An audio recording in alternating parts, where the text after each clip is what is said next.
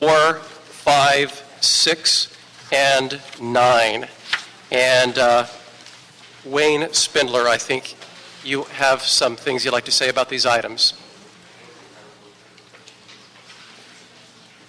4, 5, 6, and 9, and you will have 4 minutes to comment on the 4 items. Very good.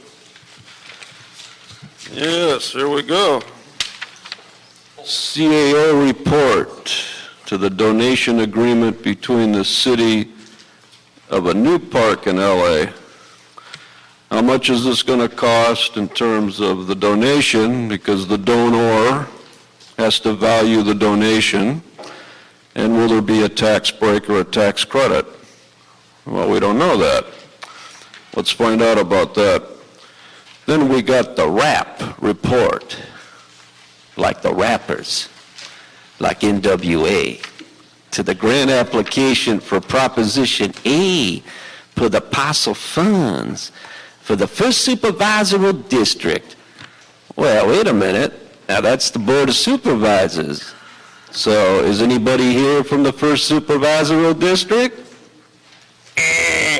So now you have an opportunity to raid the supervisor district funds for Prop A and take it over here to the city. That really deserves a congratulations, because the county has a lot of money you can steal, and you should do it as soon as possible before they come back to their board meeting tomorrow, Tuesday at 9:30, and find out that poor District 1 took all their Prop A funds and got them raided for a little tiny project in the city of Los Angeles. She's not going to be happy about that. You know, the Latina that I'm talking about on that 5-member board. I'd pull back on that one. Then we got the Engineering Special Services Fund to the U.S. Army Corps of Engineers to represent the city's matching share for the completion of the Chief of Engineers report, as well as state and agency review for the Los Angeles River Ecosystem Restoration Feasibility Study. It sounds so glorious, doesn't it? All right. Was that 4 minutes? That was 2. So 2 more minutes to conclude? Yeah, I know it's hard to keep time with these ancient pieces of technology, but the city's bankrupt, and yet we want to restore a river ecosystem. Now, really, there's no black people in the room, are there? I mean, are black people the ones going to be kayaking down that new river system? Why don't we spend the money into CD9 to repair the sidewalks that I tripped over when I went to those community meetings? What about in CD8? What about the sidewalks in CD8? Now, we have one member of this panel that's looking at me and knows I'm right, but you got to speak up, because Martin Luther King spoke up. Yeah, he got a bullet in the head for speaking up, but that's what you have to do when you're on the dais. You got to speak up, but nobody's speaking up. This is a waste of money for a bunch of hootie tooties. They just want to go out and do their kayaking in some river restoration system. But the problem you're going to have is with the El Nino coming, you're going to get a lot more rain and a lot more water moving through the entire ecosystem that could change a lot of things. When you get a large amount of water after a drought that's going to be coming, you're going to be dealing with a new problem. The reason that they put the gunite into the canals and in the river is because we used to have floods that would wipe out entire portions of the city, including the valley. One of these guys represents the valley, 20% of the valley. So I would put off on that, wait till the El Nino, see what the effects are of El Nino. So the rest of this really is just the same thing, but I would go back to 5, talk to the Board of Supervisors tomorrow, make a big apology to the representative of the 1st Supervisor District, because if you raid her funds and she wakes up tomorrow and reads that on the news, man, she's going to be mad. Colleagues, I would like to recommend that we move items 4, 5, 6, and 9 on consent, but I understand we have a technical correction for item 6. Mr. CLA. Yes, sir. That item, within the department's report, there is a name change I need to announce. Recommendation number 4, it should be to accept and receive the EEM, the Environmental Enhancement and Mitigation Program grant. That's the only correction. All right. Correction duly noted. Colleagues, any objections to moving those items forward on consent?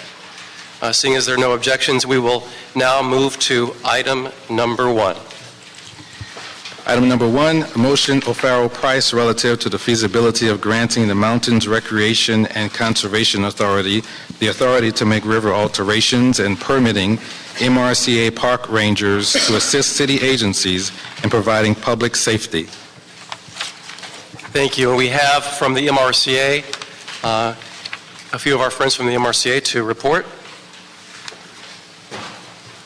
Thank you, gentlemen. That is a disruption. You need to sit down.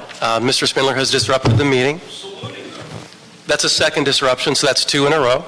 Gentlemen, please begin your presentation. Chairman and members, Walt Young, MRCA. Fernando Gomez, Chief Ranger with MRCA as well. Thank you. Morning. I'll take number 1. Number 1 is a bit of housekeeping, if you will. As you know, we have the River Recreation Zone, which we are about to conclude our 5th year, but that has a specific beginning and a specific end.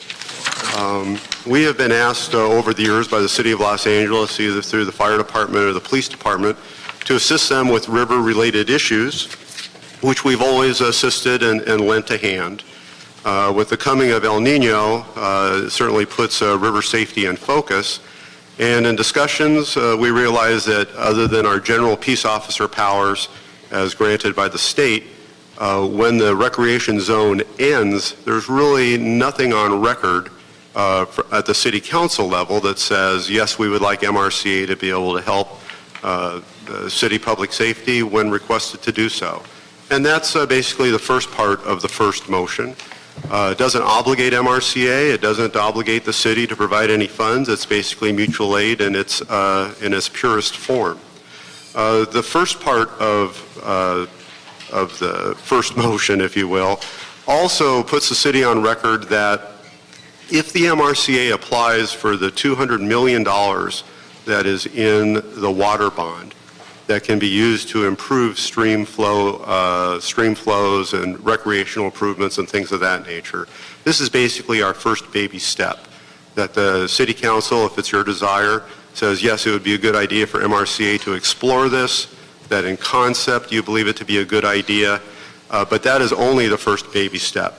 Obviously, all the regulatory agencies, including the City of Los Angeles, would need to approve, but it basically gets us on our way as far as exploring how we would go about getting a grant in order to then do a project that everyone would obviously review and everyone would obviously approve. But that is the first motion that is in front of you. Thank you, Mr. Gomez. Would you like to add anything to that item? No, not to that motion right there. Okay, then we'll take them separately. So before we get to item 2, just a few questions that I have, and then my colleagues may have questions as well. Recently, with the storms from last week, the swiftwater rescue from folks living there on the island, how would this type of authorization impact that? What happened last week in terms of prevention, perhaps, or? Well, currently, and it was unsuccessful last week, but successful as far as preventative posture over the years, currently when a large rain is forecasted, we actually run the river in the recreation area, both in the Sepulveda Basin and in the Elysian Valley, in order to pre-warn. We know, I won't say all, but certainly most of the homeless folks that live in the river, and we've been successful in getting them out prior to the storm. Didn't work out last go-around. Fernando was actually on the rescue. It's worked out previously, and then we've had failings previously because sometimes people will simply not heed the warning. The reason why this is so important is our ability, at least our something to hang our hat on for MRCA to continue in that activity after the 30th of this month may not exist because the recreation zone ends. So that's exactly what this is designed to do. It's basically the city saying, yes, please continue to work with the city public safety agencies. We have a great working relationship with the captain in charge of your LA City Swiftwater team with the fire department. We're now on conference calls to where if they're going to go ahead and send out a team for the following day, we're involved in that conference call system.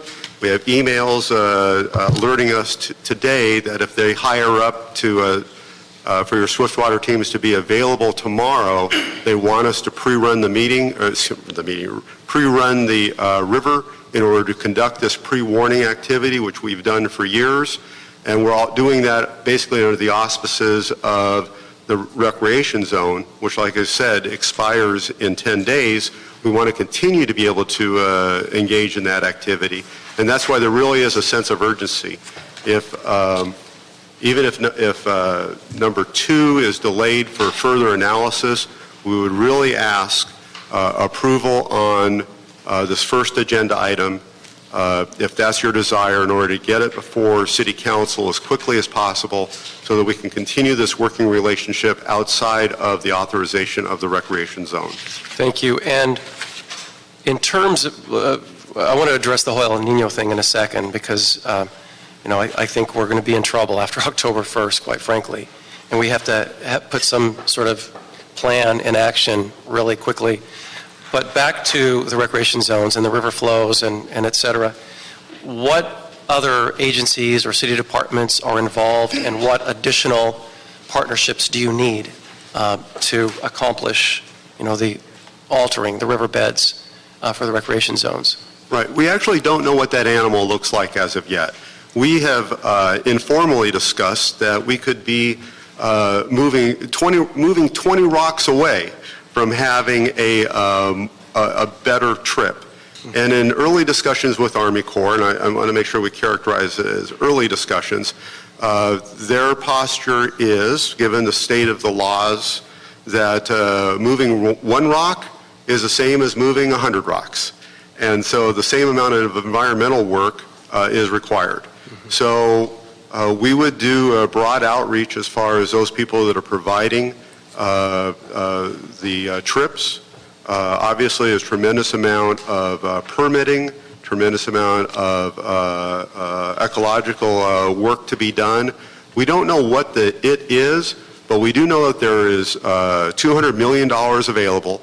We do know that there are, from the field level, that there are certainly things that we could do, the 20 rocks by general, comment, that we could improve not only flow, perhaps habitat because removal of some of that cement, and then reposturing, removing some of the obstacles in order to create better environment, create a better trip, and have it paid for with the state water funds, which is exactly what that program is designed to do.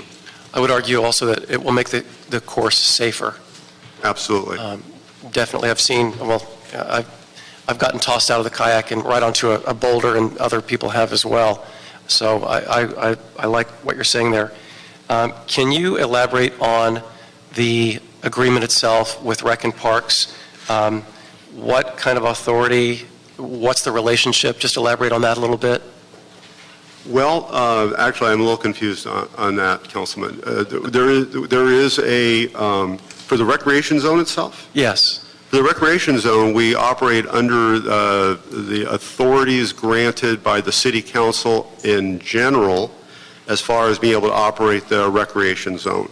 Rec and Parks has been asked for their opinion, and in previous motions, they have been supportive and have expressed no, I don't want to speak for the department, but I think it's fair to characterize, have expressed an opinion that they did not want to manage that themselves, and we're happy that we were. But there is no agreement with Rec and Parks. They basically had an opinion that was expressed to this body and in writing, and then to the City Council as a whole. And as you know, and I think this gets a little bit into the second agenda item, we've lived year to year to year now for 5 years, and I think that it's advantageous for all parties to be able to have a 5-year authorization, if you will, if only for the vendors and continuity. And as much as we love coming and appear before the board, we would not have to talk about that topic every year for the next 5 years. Right, and also, one of the thoughts I have while asking that question is we know that Recreation Park Rangers also patrol the river. So I'm looking at where there might be opportunities to partner with MRCA in terms of patrolling the river in advance of El Nino, et cetera, to take a look at some of the concerns we have with safety and transients and the homeless encampments, et cetera. No, absolutely. And I did misunderstand your question. I mean, I think this year is going to be an all-hands event. There's no question about that. And we've had an excellent working relationship. They've patrolled down to Los Feliz. We patrol up to Los Feliz. We can talk on a similar radio net system. And so that cooperation with LA City Park Rangers is already there. Terrific. All right, we're going to have some questions before we go to item 2. Start with Mr. Rue. Thank you so much for your collaboration and assistance. Quick question. How many officers do you guys have for, I guess, overall for the area encompassing in City of LA as well, and separately for LA River?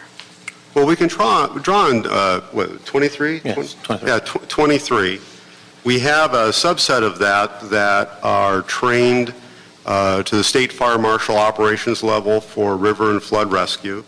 And let me have Fernando, our Chief Ranger, give the specifics on that. So these rangers that are assigned to this to the LA River, specifically, we assign two full-time rangers. We then backfill with at least 3 additional if the need is there.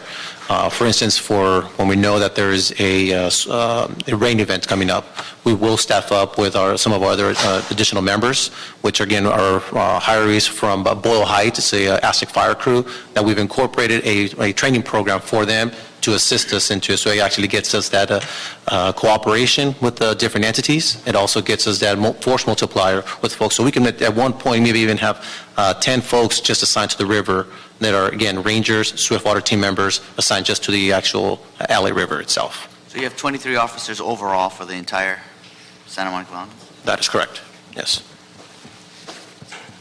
All right, Mr. Koretz. Thank you, Mr. Chair. I'm concerned about what you said about the homeless in the river, and obviously we have a potential El Nino. We're not sure whether it winds up being what we expect, but it could be. And obviously a number of the homeless have mental illnesses of one type or another. So we can't necessarily count on them to make the best choices. So when we know that there's actually going to be a major rainstorm, do we have to just inform them, or can we actually move them out of the river? I know we've had a lot of issues about homeless encampments and trying to move them for our own purposes. But for their own safety, can we not just force them out of the river? So yeah, you identified a very serious issue. So outside of the recreation zone period, which is really the time that we're discussing as far as there being a true threat to life, particularly coming up with El Nino season, LAPD would still be the lead agency, and we would be in support of that. And so that really where it becomes, it goes back to being a municipal city issue. And of course, LAPD has tremendous resources as far as their mental health team that can come out and evaluate. But to answer your question directly, if it came down to a threat to someone's personal safety and they were unable to care for themselves or others, then the Health and Safety Code 5150 could apply, and they could be taken into protective custody for their own safety. And we can assist in that. And it's interesting, our role being both peace officers, rangers, and the water element is we can safely get from point A to point B over the water, through the water, that perhaps LAPD would be more than happy to have us do that section of the work in order for them to then do their municipal police function. So we plan on reaching out with LAPD just as we have with City Fire, and it really is going to take all the talents of everyone to try and prevent someone from dying this year. So you have a little encampment of 6 homeless people, all of whom won't move. What's the process? Do you try and move them? Do you call the LAPD for help? How does it actually work in practice? Well, during non-emergent times, we have done a pretty good job of reducing homelessness within the recreation zone. They have been well educated that the recreation zone does have a beginning and an end, and so that is actually one of the holes in the system, if you will, that people will wait us out until after October 1 and then go back into their encampments. This year, of course, then we have the added layer of just as they're going back, that could be very well be the most unsafe time for them to come in. So to answer your question, we have a very good system as far as making personal contact with homeless folks, working with them, agreeing on a time frame, generally 72 hours or longer, as far as having them remove their personal effects, offering to then clean out the camps for anything that's abandoned property. But there are some recalcitrant folks in the river who have, again, had to been rescued for sure twice, if not 3 times, because that's the nature of how they behave.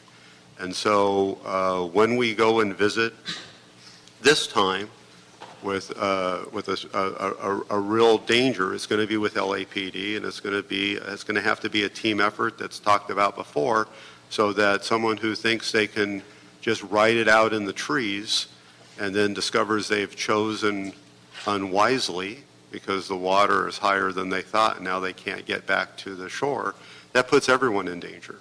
Swiftwater rescue is the most dangerous activity for public safety. The old statistic was 20 years ago we would lose one would-be rescuer for every live victim saved. Think about that. Mm-hmm. One would-be rescuer dead for every live victim saved, 1 to 1. And of course, with the training and the experience and the systems that are in place now, it's much safer. But make no mistake, it's very dangerous still, and that's why the preventative patrol portion, the reaching out beforehand, we think, and LA City Fire agrees, is key to keeping everybody safe. So the bottom line is, if there's someone that doesn't want to leave, are we able to get them out and force them out of the river? Yes. Under the lead of the Los Angeles Police Department, because then really we're talking about that's a city municipal issue, police issue. They would have that ability. I don't think I'm speaking out of school. And MRCA would be in a position with this motion to be able to assist. Very good. Thank you. All right. Mr. Blumenfield. Well, first, and following up on the point, you'd be in a better position to assist in many ways because MRCA Rangers are full peace officers and carry guns and have that training, which is different than our Rec and Park Rangers in that respect. I just wanted to add my voice of support for these 2 items. Just in full disclosure, I've known Mr. Gomez, Mr. Young for almost 20 years. I used to work for the MRCA way back when and know very well the added value that having rangers on the river can have, and I can speak firsthand to that and feel very good about that. But particularly on item 1, and that's more about item 2, what makes us important is positioning ourselves to take down some of that state money. And as the MRCA is a JPA of a state entity, it makes it a little bit easier for them to take down some of that money for the benefit of Los Angeles and for the benefit of the river. So I think when we look at this for a number of reasons, one, to continue something good that's been going on, but also strategically so that we can be in the best position to get the most money for the river, it's important that we support item 1. And I think talking to item 2 as well in terms of the importance of having this partnership. So thank you. Not a question, just a hello and a comment. Thank you. Terrific. Any other questions or comments, colleagues?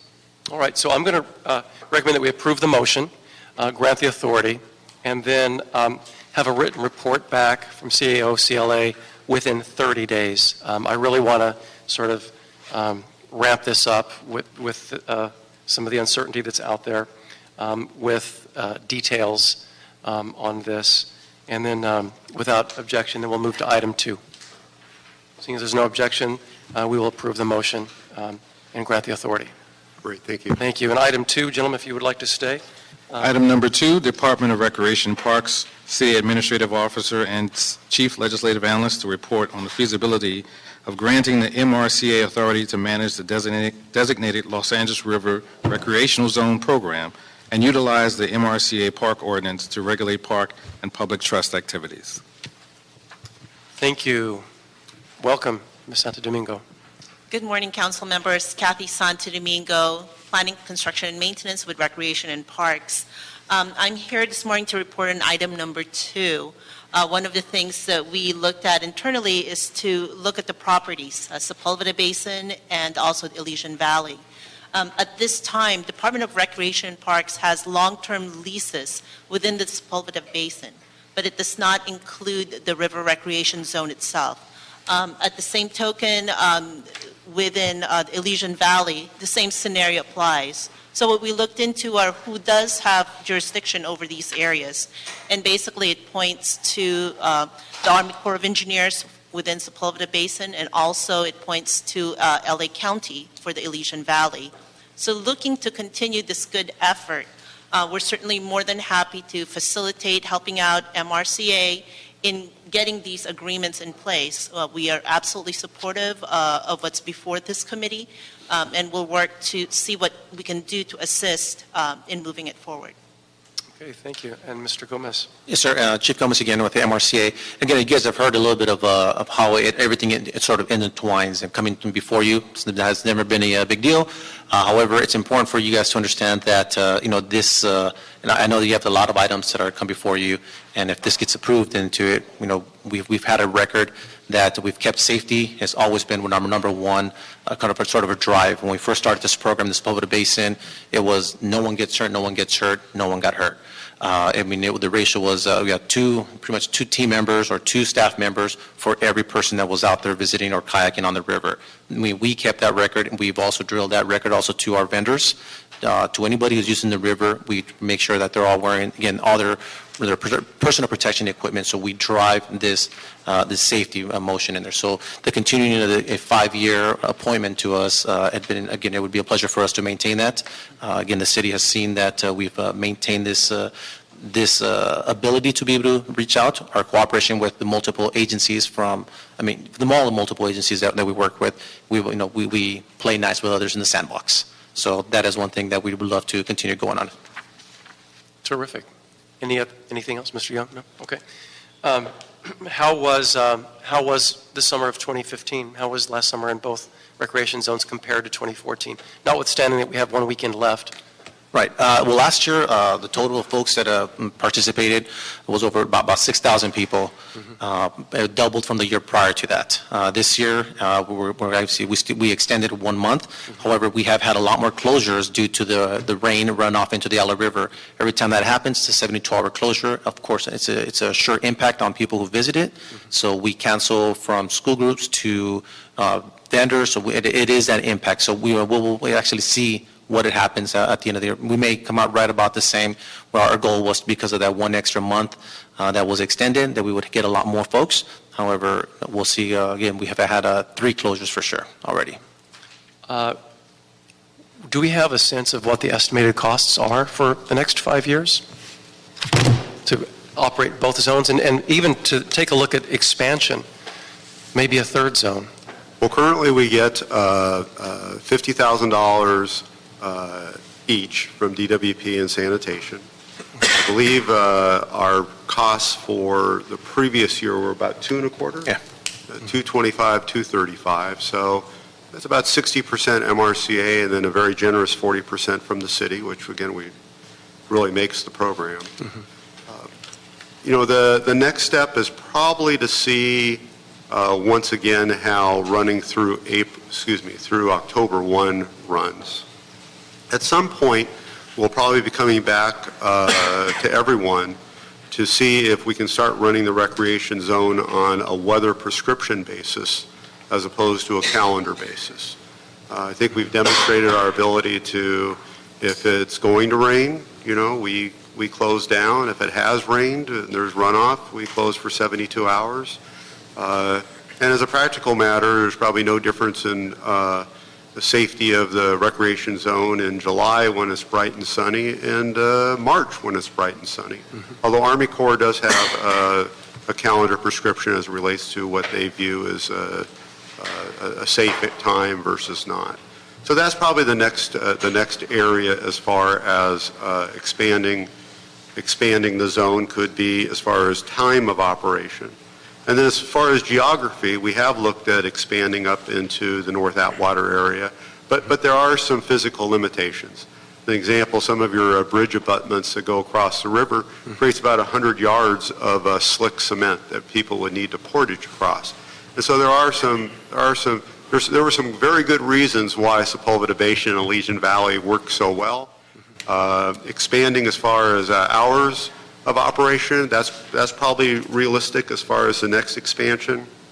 Expansion from a geography point of view may have some physical impediments, but we are constantly looking at it, and it's all man hours. So, if we add another month, well, then we bump the 225 by 25%. It's really not rocket science, and if we expand the distance, then we add an extra couple bodies, then that has a payroll impact also. So we're going to evaluate what happened this year. We're going to keep an eye on the weather to see if it's even feasible to expand as far as calendar, or if we just would be running into closures like we're finding in October, although this is a little bit of an unusual weather pattern. And you bring up looking at it. And you bring up a good point that, in relation to the Army Corps of Engineers. I know they have pretty much a no-go off season, the so-called rainy season, where they won't even let you into the river with a permit. So I would imagine that if we're going to take a look at a calendar, the overall calendar of 12 months, then it would take close dialogue and consideration with what the Army Corps is willing to allow and not allow as well. Do we have any system set up to warn of bacteria levels, or similar to what we have in the coastal zones with the Pacific Ocean? We monitor the water. We have, I know that Friends of Los Angeles River has monitored the water. We have a JPA with a nonprofit, Council for Watershed Health. It's my understanding, but correct me if I'm wrong, that has not been an issue. But if it did become one, what would we do? Well, and you're right in that all the reports that always come back give us a clean bill of health. And that's why, again, the 72-hour rule is in effect. Because depending upon who says it and when they say it, 70, 80% of the water comes from Tillman. Tillman's treated to near water, drinking water level, and that's the constant factor. And the reason why we close after 72 hours is because the unknown is street runoff. So as long as Tillman is our constant water supply, and as long as their treatment regimen is in effect, which it always is, then that virtually guarantees the fact that the water quality where people are recreating is assured. And if it rains, then we wait 72 hours for that flush to continue for 3 days straight in order to keep the bacterial level down and have it remain safe. And we do monitor it. The biggest unscheduled releases, which again we shut everything down, are sheared hydrants. So a fire hydrant will get sheared off in the city, it goes down the storm drain, all of a sudden it gets very exciting for a while, but it's actually potable water, so it's actually a flush in the good sense. But everyone, all the regulatory agencies, Army Corps, County of Los Angeles, are satisfied that the protocols are in place and that we have a good, safe system. Terrific, thank you. Colleagues, Mr. Kretz. Yeah, I'm just wondering about the timing. Why did we initially do 1 year, and now why are we proposing 5 and not a longer-term approach to this? Well, initially it was a pilot program, and then we renewed it for several years. And we talked about last year, I believe it was, well, let's just have it as 5 years, and then time grew short. And so it would have been probably presumptuous for us to start with 5 years. We sort of got into the, well, we'll just renew it for another year mode.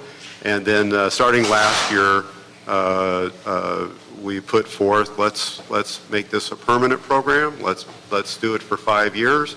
And that gives just some administrative consistency.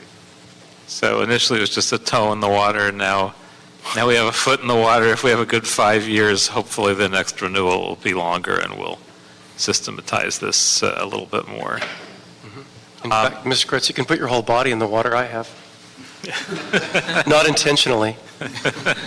I'll try to avoid that if I can. Are we looking at creative funding for this, working with other additional nonprofits or partnering with the Sierra Club or other organizations? Well, yes and no. As an agency, as government agency, we've sort of made it a policy that we would never compete with nonprofits for funding. So, and also we have committed that we would not ask nonprofit partners to help provide funding that they could use for other purposes. And so that's why MRCA has, when we first started this program, I was stealing, well, no, stealing would be the right word. I was literally stealing funding from every part of the MRCA that I could. And now we have a pretty good funding base for the current levels in combination with the LA City $100,000. And so for existing level of operation at the 220, 230 level of what we have now, we're okay. We'll certainly always accept money, but we really do feel it's important that we not cannibalize funding that would be otherwise available to nonprofits, either for their own purposes or for taking their grant funds from them. As government, we think we should self-fund, and we give grants to nonprofits as opposed to using their money. Colleagues? All right. I just want to say that observing 5 years now of kayaking at the river, that a very strong kayaking culture has taken hold. And so I think that's part of the rationale. I think it's a hit. People want to kayak at the river. It's very clear to me, being witness to this over the past several summers. And I think that's part of the reason. And I also think that we'll take a look at, I'm going to make some recommendations, but we take a look at longer term funding. There might be greater efficiencies and cost savings associated with taking a look at funding for a longer period of time rather than this yearly ad hoc approach. So that's just one of the sort of outlooks that I have on this. Yes, Mr. Blumenfield. Just in terms of big vision, I hope eventually, way down in the future, we can put the kayak in at Canoga Park High School at the headwaters, and then go all the way down to Sepulveda Basin. That would be terrific, and I think Mr. Koretz would be the first one to volunteer to go in a kayak and experience the river. Well, I've actually scheduled it a couple times and then had things pop up, so I haven't done it yet, but next summer I'm committed for sure. You still have 10 more days, so we'll take you. We'll take you. We'll take you. Come on. We'll do it. We'll go. All right, so thank you, colleagues. Any other comments, questions? So what I'd like to do is instruct Recreation and Parks, CAO, and CLA to prepare and submit a written report and instruct DWP and Bureau of Sanitation to report as well. And I think that what we really need to do is have the CAO prepare an analysis for future funding options, regulations to really achieve a 5-year operational plan. And I would like this just as soon as possible. I'm going to say 30 days. And the reason I think that we can do that is we have so much information. I don't think we have to look that hard to get this data, and I think we can do this. And that's what I would like to recommend without objection. So moved. We will move, actually, you know what, before we do that, colleagues, my apologies, we do have comment cards on items 1 and 2, so we do have to hear them, so we'll approve those after we have comment cards. So thank you so much for your reports. Thank you. And so we have comment cards on 1 and 2, and both from Mr. Spindler. He can, but they can't. They shouldn't vote on an item until. Right. Supposed to salute your state officers. See, the MRCA doesn't have little lackey cops. They're state police officers. They have jurisdiction over the whole state. So you should have gotten up and saluted, and that's what I did. But what a perfect marriage. The MRCA and the City of Los Angeles, two parallel agencies that run exactly the same. Ever been to an MRCA board meeting? Good. You know how it goes. And what they do is they're the masters of eminent domain, something that President Trump will just enjoy because this agency really knows how to use eminent domain. And they go and they do little assessment districts, and they get little taxes put on people's properties by mailing them postcards. And then when a majority of the postcards don't come back, they assess the tax on all the properties, even outside their jurisdiction. So they grab a whole bunch of money, buy a whole bunch of land, and then they start making little pocket parks. And then they have an army of their own state-authorized police officers. And the king, which you never mention the king's name, his name is Joe Edmonston. He's the king. You didn't address the king, Mr. Price. The king is not here. His name is Joe Edmonston. And nothing happens in Santa Monica Mountains Conservation Authority without his permission. He has to be here. So when you drive through their little park areas, they have stop signs and little speed cameras. So when you do a rolling stop and you go a little bit over, the little ticket takes a picture of your license plate and mails you a $700 ticket. So another criminal organization to join your criminal organization, a perfect marriage. Congratulations. Again, colleagues, without objection, we'll move items 1 and 2 forward, and we will now go to item 3. Item number 3, Bureau of Engineering and the Los Angeles River Revitalization Corporation to report relative to the status of the integrated design process proposed by architect Frank Geary and Associates, and the full list of completed projects in each district since the adoption of the LA River Revitalization Master Plan. Thank you, sir. So we've got a lot to report on. I'm going to divide it to 3 little sections. First, we're going to have Deborah Weintraub and Michael Efelt report on just the general river status report, and then we'll go to the second section, which will do floodplain reporting, and then lastly, we'll do the Geary report. Thanks, Omar. All right, please. Good morning. I'm Deborah Weintraub, Chief Deputy City Engineer, Bureau of Engineering, City of Los Angeles, and with me is Michael Affel, also Bureau of Engineering, and I'm loaned to the Mayor's Office of City Services and the LA River Works team. So I'm pleased to be here today to just give you a kind of framework update on the river revitalization effort. And it's really based on the Council's direction that we started this effort, though we have some certain predecessors here in the room with us, is Lewis McAdams, who, when he started Friends of the LA River in 1986, began a many decades effort to bring focus to a piece of infrastructure that we as a city had turned our back on. In 1996, acknowledging the work that Lewis had begun, the County of Los Angeles published an LA River Master Plan that was focused on trail system and improvements in the right-of-way. Based on an action by this committee, actually first the ad hoc committee on the LA River was founded in June of 2002 under the leadership of Ed Reyes. And the city at that point saw the need from that committee to develop our own revitalization master plan. This began with a reconnaissance level study by the U.S. Army Corps of Engineers in 2003 that we, the Bureau of Engineering, participated in. And that reconnaissance study was their preliminary study leading to the integrated feasibility study that we are currently completing.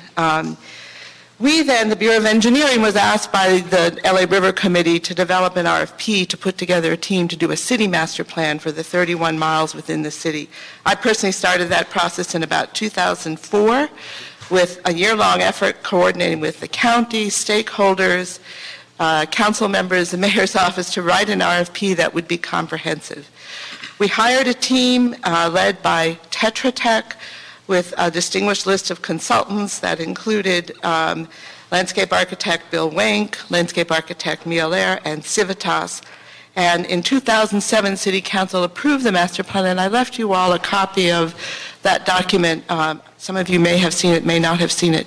We listed over 200 projects in that document. It remains a really living document that we have continued to benchmark ourselves against and to work with since it was passed.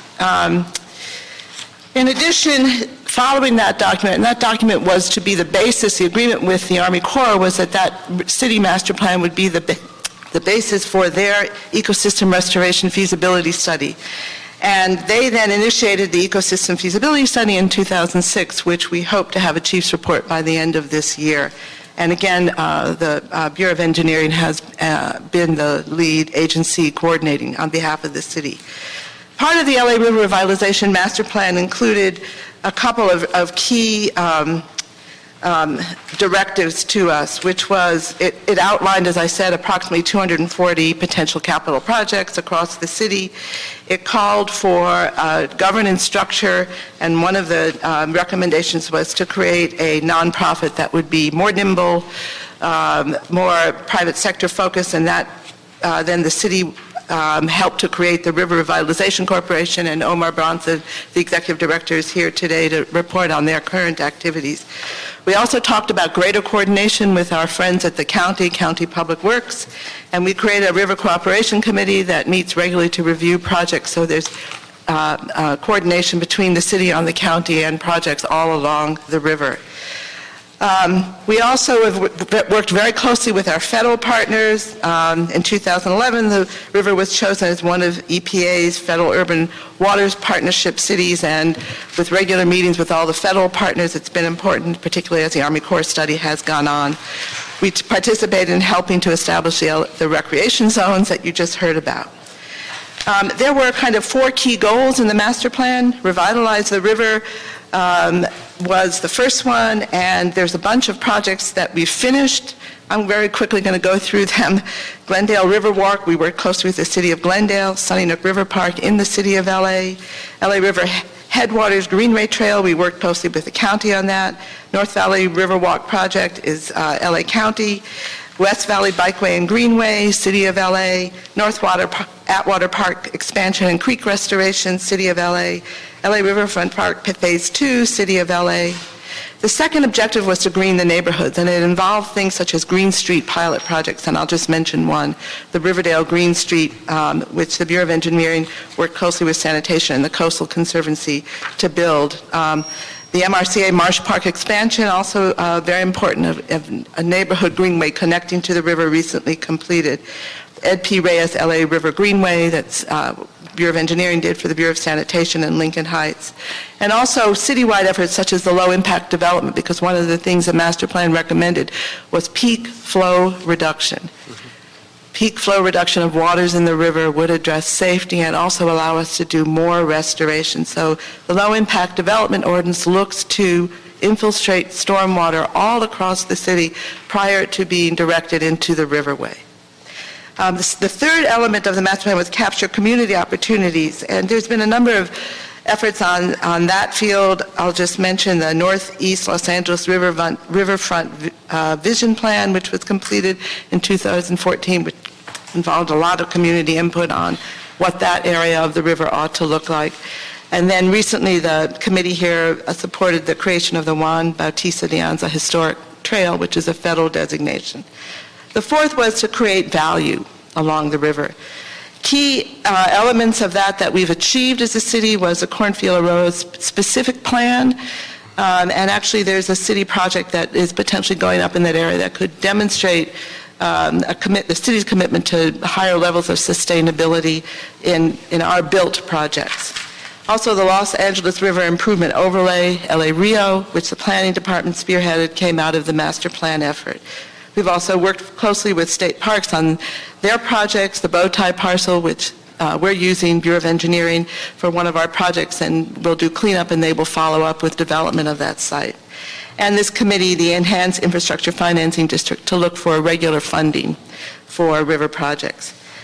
There are other projects in design and construction: Los Angeles Riverfront Greenway Project Phase 2 in the Valley, the 6th Street Viaduct, which will have important river components.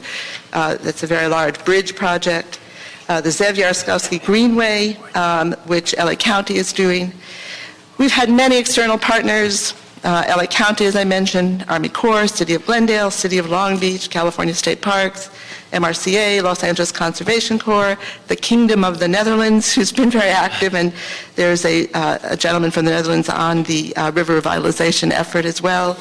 The federal agencies and the Urban Water Federal Partnership, KCET, the Southern California Association of Governments, Metro, the California Coastal Conservancy, and the River Revitalization Corporation. So with that, in conclusion, I'm going to pass it on to Michael to talk about current projects. Thank you, Deborah. Thank you, Mr. Chair and council members. As always, it's an honor to be with you, and a pleasure to speak with you. I'm here representing the LA River Works team, and I'm here on behalf of our director, Dr. Carol Armstrong. LA River Works evolved from the LA River Project Office within the Bureau of Engineering, which was also outlined in the master plan. We are now, myself and Marceline on our team and Carol are on loan to the mayor's office to continue that implementation of the plan. So generally, our role is to bring the master plan into reality, to help to do that ourselves and to help others do that, to accomplish the city's vision for LA River revitalization, which also includes the mayor's goal of the metric of LA River public access. So we focus on project inception and project coordination. We are involved in direct coordination and management of some projects ourselves. We're also the lead office for the city in the Army Corps Arbor Study Ecosystem Restoration Project. One of our primary goals is, as recommended by the master plan that we're working on with urgency, is to complete the gaps in the LA River Greenway and Bikeway throughout the city. So we have reported to this committee regularly since the development of the master plan, and of course we look forward to continuing to work with all of you. And I'm very excited to meet the new staff members and the new council members, so thank you very much for having us. So Deborah gave a great summary of some of the achievements. I want to touch on a few more in-process highlights in the river projects, programs, and planning efforts.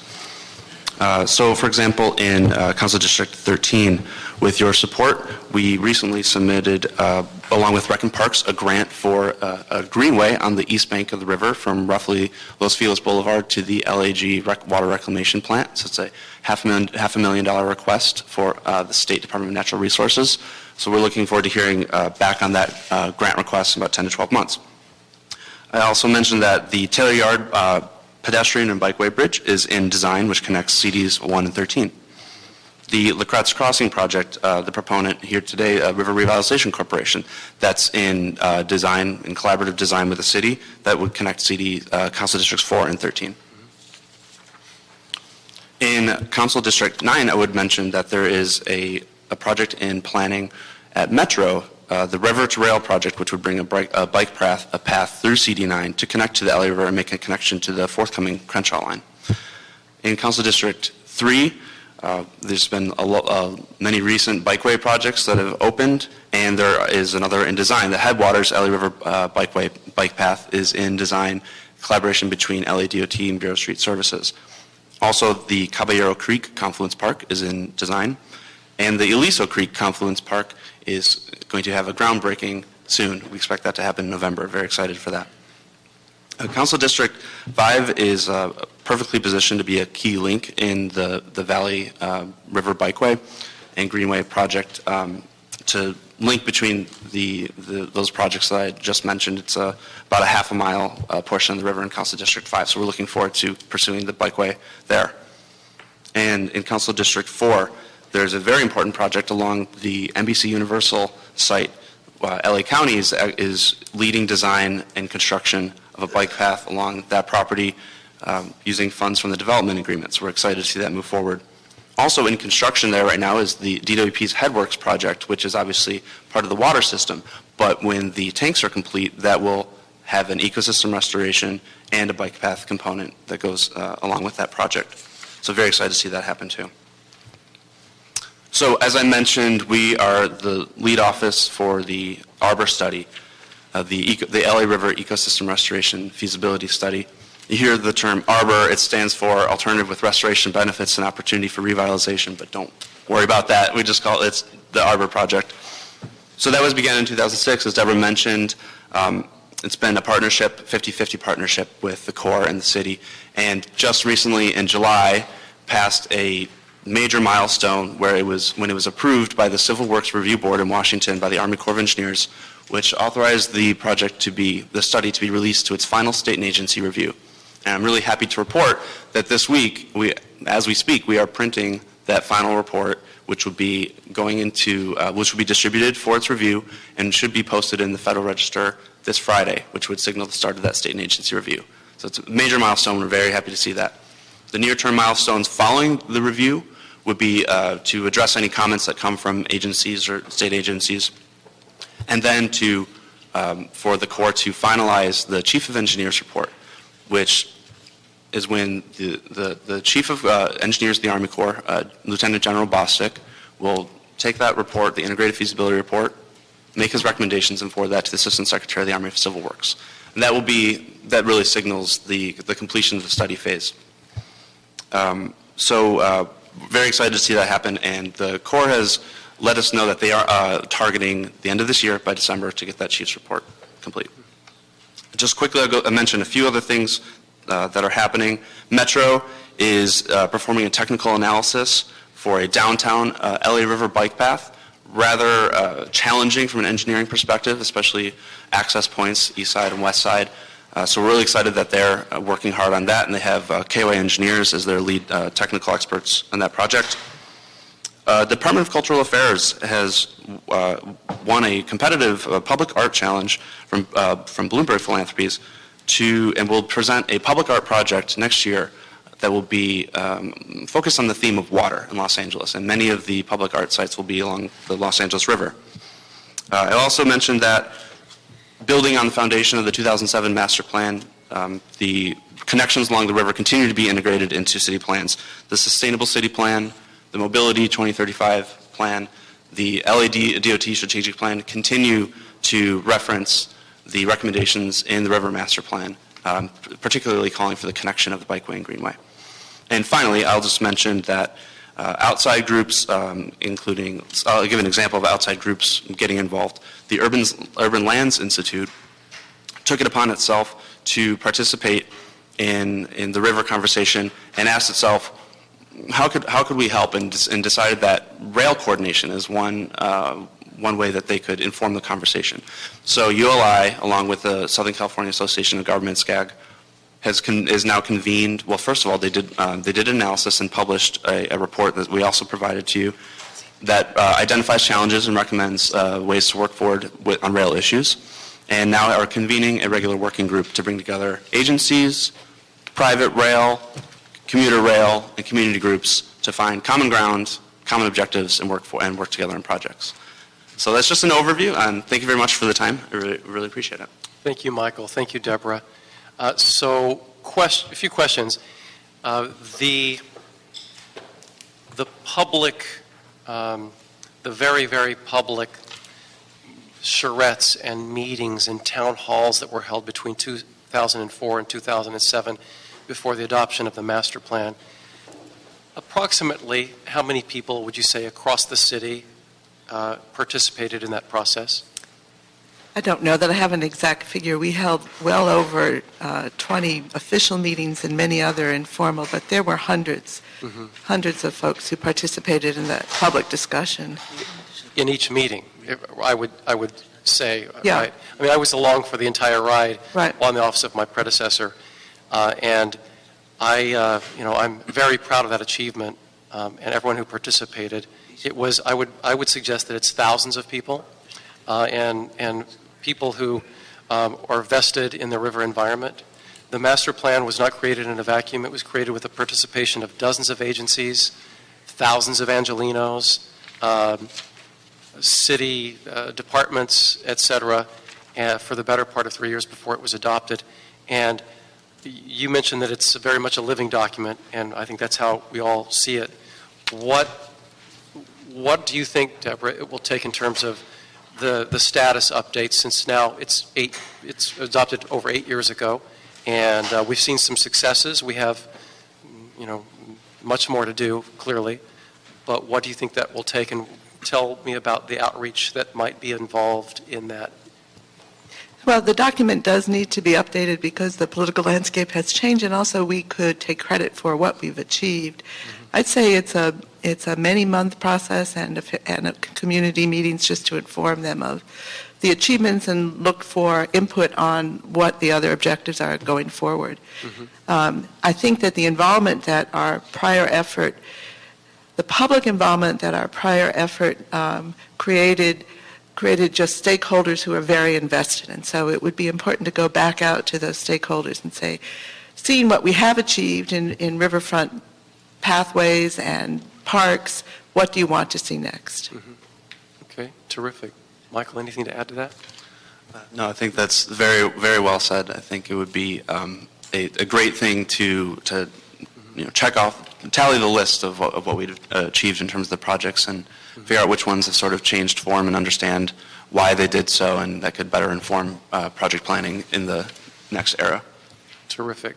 Colleagues, we're still on the one item, and I have two other little presentations to make, but I'm happy if you all have questions or comments now. So thank you. So we'll go to the second portion of that, and I think, Deborah, you're staying. Yes. We have Bureau of Engineering, and do we have anyone from the Army Corps of Engineers here today? Don't believe so. Okay, so come on up, Bureau of Engineering. I don't know if Alfred Mata is No, here. I'm going to cover the item. You're it, Deborah. Okay. Okay. Yes, what we're doing is just the flood insurance rate map revisions from the initial draft the draft report from October of last year. So as part of the ecosystem feasibility study, the Corps did some flood map remapping, and they gave us their initial diagrams about a year ago. And we looked at them and said, look, we think that there may be some inconsistencies in these, and before we have a public discussion, we'd like you to revisit it. The Corps has, it took them some time to identify federal funding. They have revisited.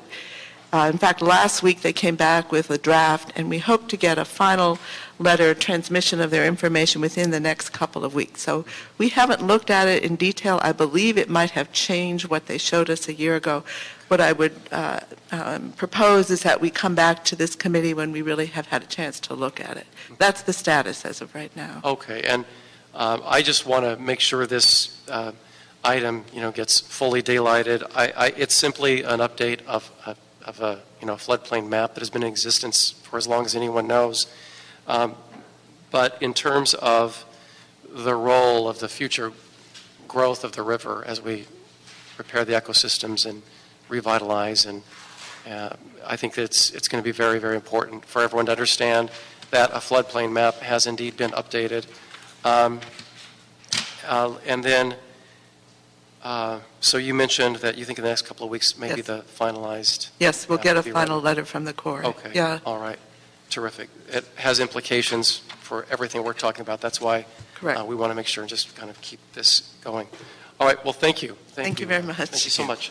And then the third portion of this is the Gary report. So I'd like to invite up Omar Bronston, and I don't know if Maria Camacho is coming up or not, but Anand Devarjan, and then Tensho Takamori.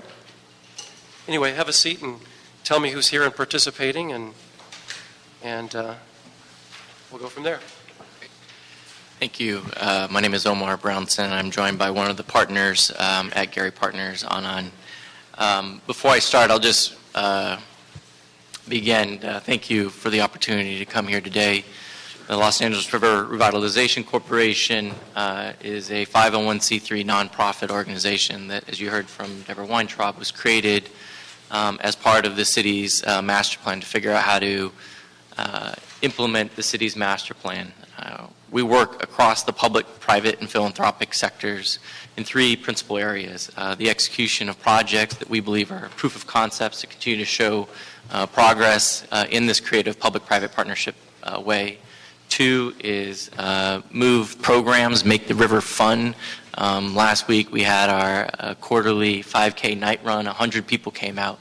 We had people all the way from Ohio veterans that were in town to people that live a mile away and never been to the river before, to people who have been to every single run that we've had. And so it's just exciting to see people enjoy the LA River in all of its aspects.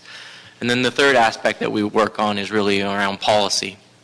How do we work across the 15 different cities, county, state, federal jurisdictions, along with the public and private and philanthropic sectors around the river? And I love how Deborah described the city's master plan as a living document. And it very much is that, particularly focused on the first 32 miles of the river. But as we know, the city's portion isn't the whole 51 miles of the river. And so one of the things that we're trying to look at, and this came about a little over a year and a half ago when our board met and really pressed the question of how do we think about all 51 miles of the river in this integrated way. And so in that time, we had the fortune of meeting with Frank Gehry. Two board members and I went in and said, look, there's 51 miles here, and there's lots of different plans and ideas, lots of great projects that have moved forward. How do we, though, potentially integrate a lot of those things along all 51 miles of the river? He said he was interested. He came out to the river a few weeks later and said, this is big. And there's been a lot of work done. And so the first thing that they need to do is their homework. And since that time, on a pro bono basis, they've been really doing their homework to create what I would just call a sort of a rigorous framework that really begins with the water. That's what makes a river. A river is its water. And so that really has been the cusp of their focus. And it really is a public-private partnership. So for example, the Army Corps is lending us their 2D beta model, so that way as we do this analysis, we're using the Army Corps' framework to really understand some of these questions. So what you're going to see is also all available on our website. So each of these boards are downloadable on our website. And I'll just start with the first one, which is all the number of master plans. As you can see, there's a number of different agencies that have various plans of different scale and size. And our work is meant to help complement and in some ways integrate some of those plans and ideas and work.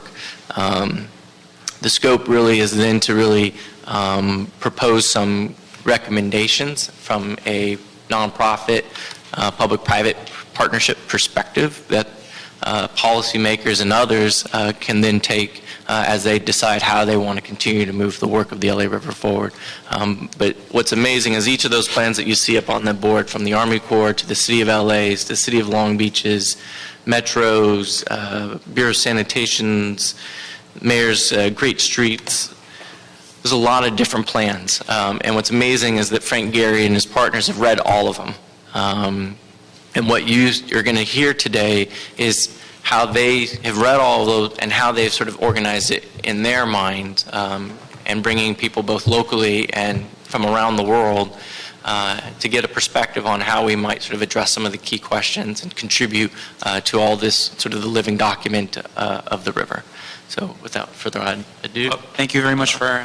And I'm going to... Thank you very much for having me here. Let me present this. Sure.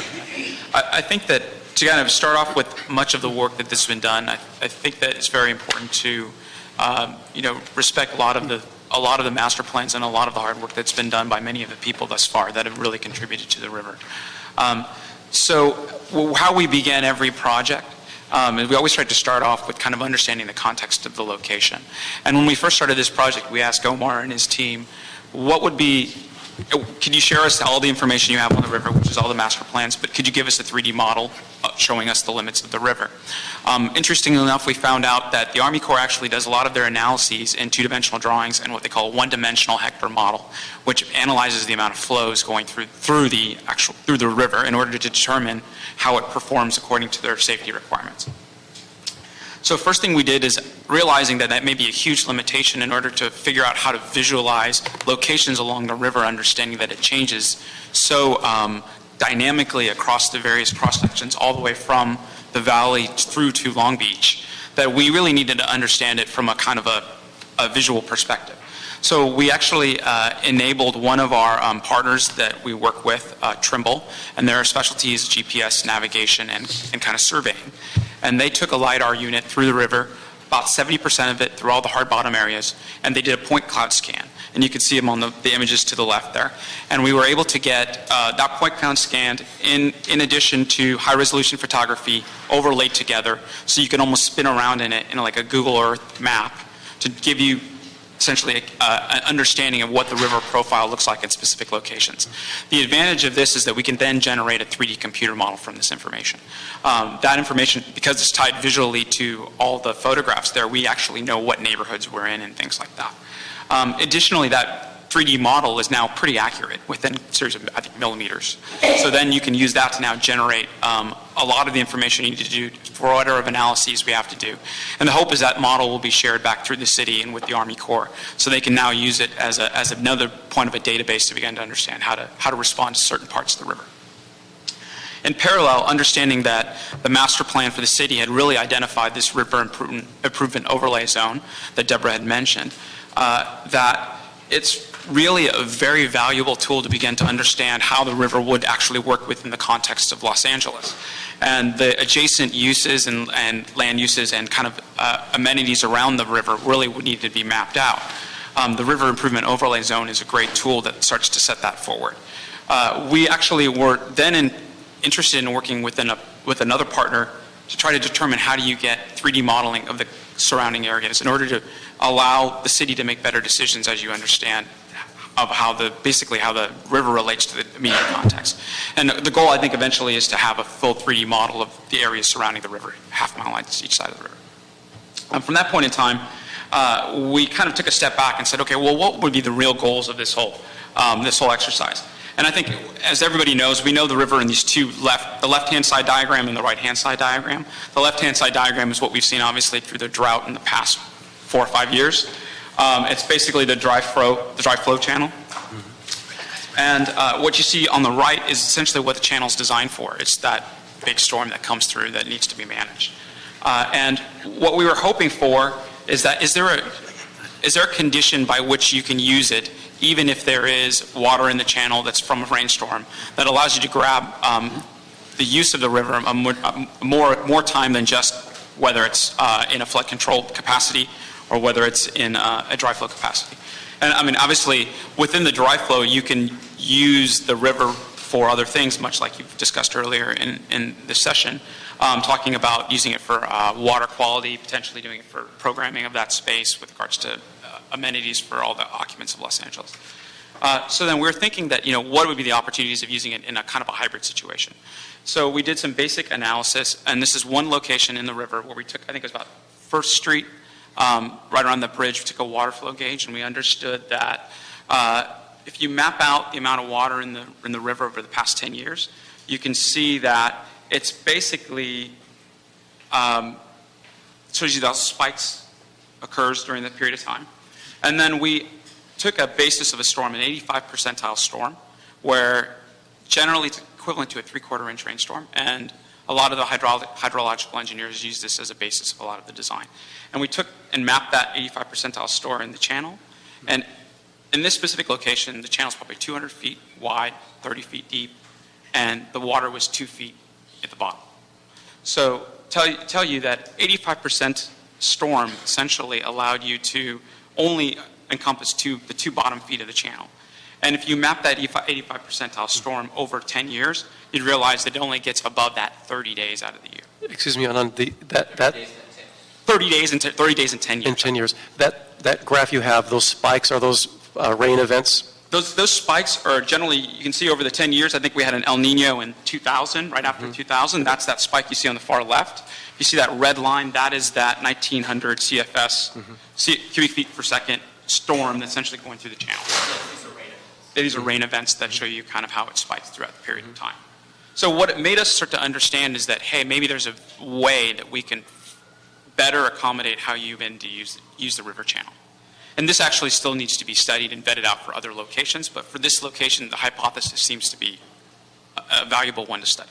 I think one thing I just want to emphasize on the modeling was that the Army Corps was doing 1D modeling and just came out with the 2D beta model.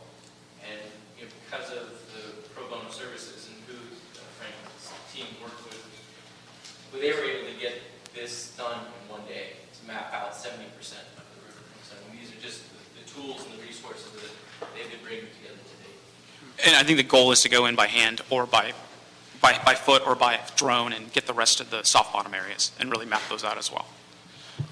In parallel, while we were getting a lot of the surveying done, we were looking at all the master plans. What we realized is that they provide a lot of valuable information, but they're not quite coordinated with regards to the ambitions and the efforts between them. So we started to look at, we essentially took all the kind of topics that we thought all the master plans addressed, and we put them in a series of evaluation criteria. This allowed you to kind of juxtapose some of the criteria, understanding that in some locations, you're going to have two of these issues that are in conflict with each other. And as design professionals, I think we always try to find ways to make the information clearer so we can make better decisions.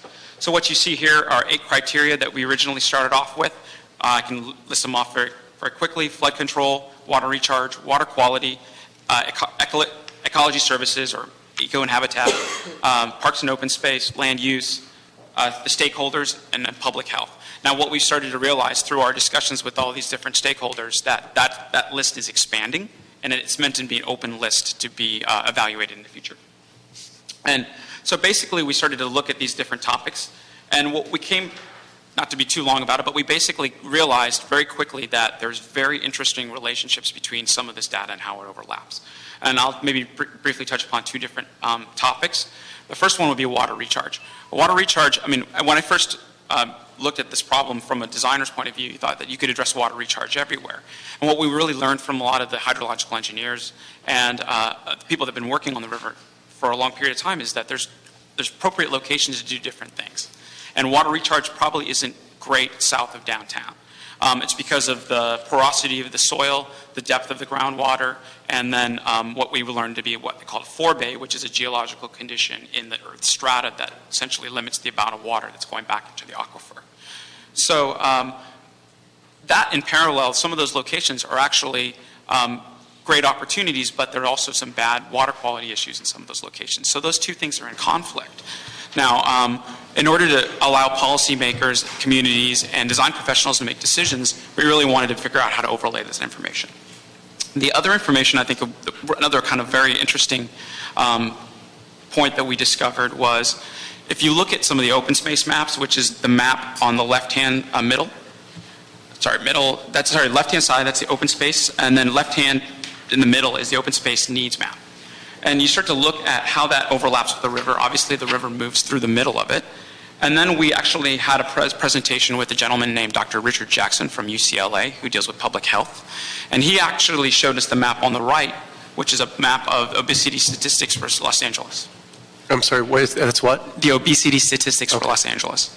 And you start to realize, you read that again like a heat map, and you overlay those 2 maps together, and you start to realize there's a really interesting correlation between lack of open space and obesity. And actually, this is a very interesting topic that he's been studying and trying to really push his point forward that open space or exercise is far more important than diet when you come down to public health issues. So we started to realize that maybe potentially there's a great synergy between how you want to deal with open space and what benefits it has for Los Angelinos. And is there a way to create like a comprehensive, or at least a coordinated effort in regards to how you approach solving some of these problems? And this would have to deal with obviously the solutions themselves and the funding that you would want to go after for them. I think it's worth reading this one stat, which is that for every dollar invested in trails and physical activity, results in nearly $3 in direct medical benefits. So part of what we're trying to do is articulate the cost and benefits of each of these areas and then show where some of the overlapping interests might actually occur. And I think one thing to also note is while the principal work has been with Frank Gehry, we've also assembled a team that includes Lori Olin, which is one of the preeminent landscape architecture firms in the country, Geosyntec, which is based here in Los Angeles, which just created, I think, the DWP's stormwater management plan, so very well versed in water issues here in Los Angeles, along with a number of other sort of key public outreach consultants as well. So with regards to this information, we found that, you know, asking somebody to read all these documents and synthesize this in one place is not a fair thing to do.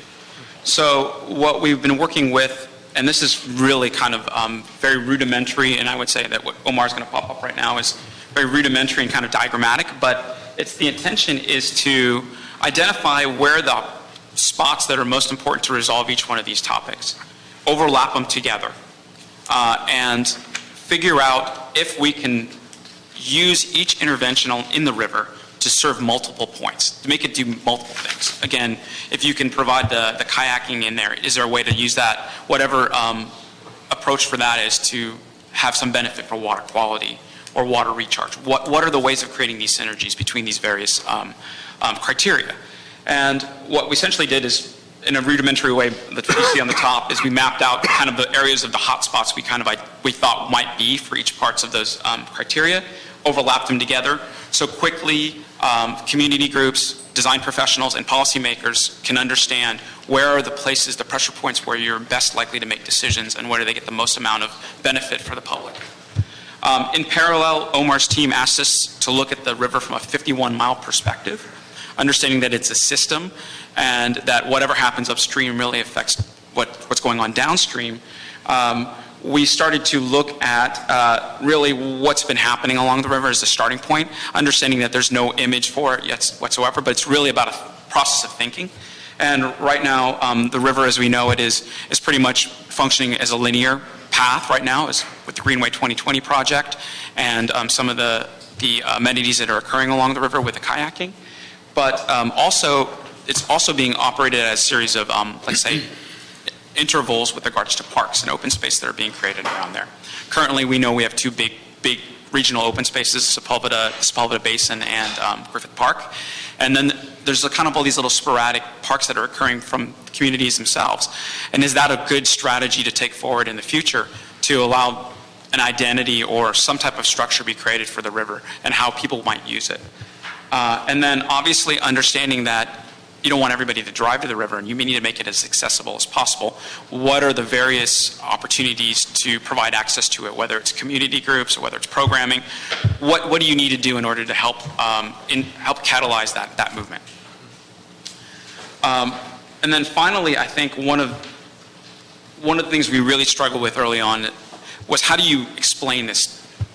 How do you make this kind of a valuable tool for somebody?